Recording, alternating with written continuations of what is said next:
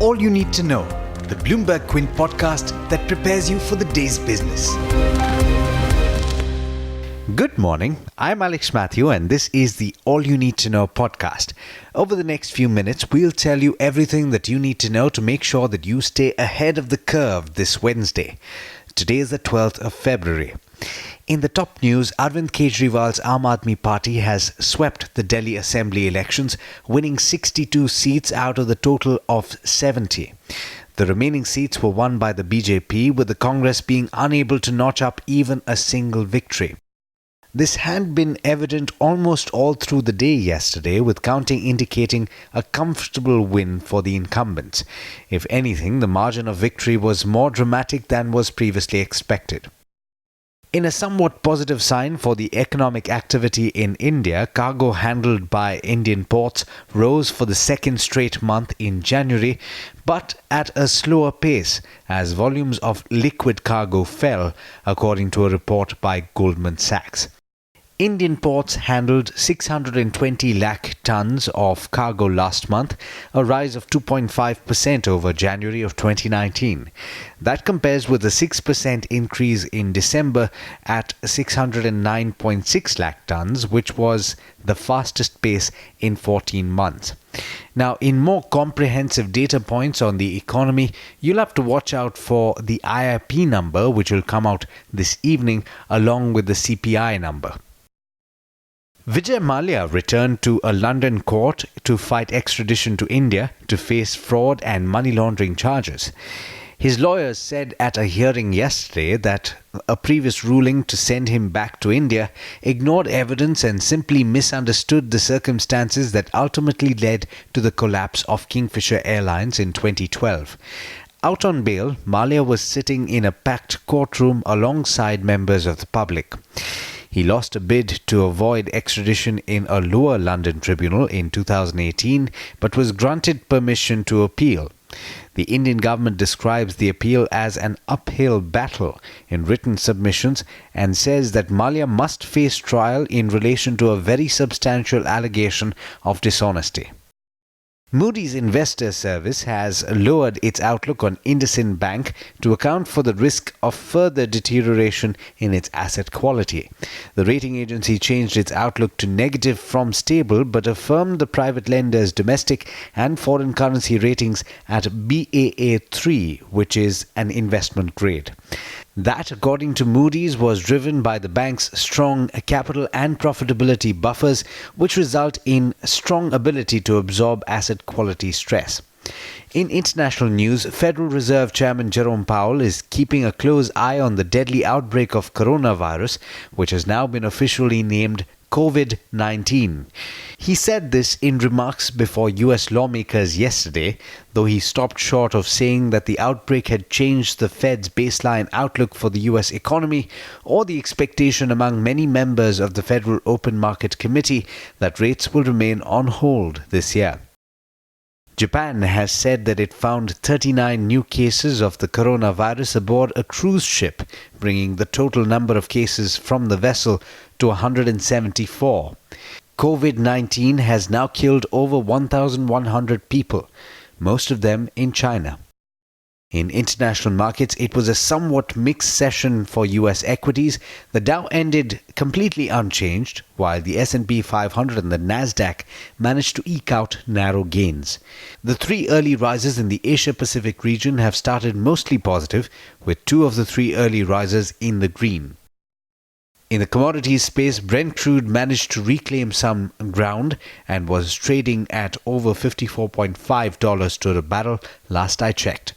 And finally, gold remains at elevated levels but off recent highs. It was at $1,570.7 to the troy ounce last I checked. And with that, it's over to Darshan Mehta for the trade setup for the day in India.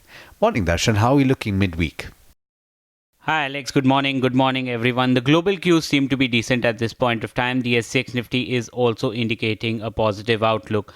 But in terms of numbers today, there is Hindalco, which is a Nifty company. Among the other results, there is IRCTC, Ashok Leyland, ABB India, Aarti Industries, Info Edge, Ipca Labs, Natco Pharma, Torrent Power, PI Industries, Welspun India, Rail Vikas Nigam, and Dish TV. Among the numbers announced, Coal India results were in line with estimates. The margins were impacted by lower e-auction realization and higher operating expenses.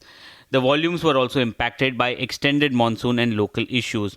Novelis, which is a subsidiary of Hindalco, came out with slightly weak set of numbers. The lower sales was due to lower average LME prices and local market premiums. The EBITDA increased primarily driven by the portfolio optimization.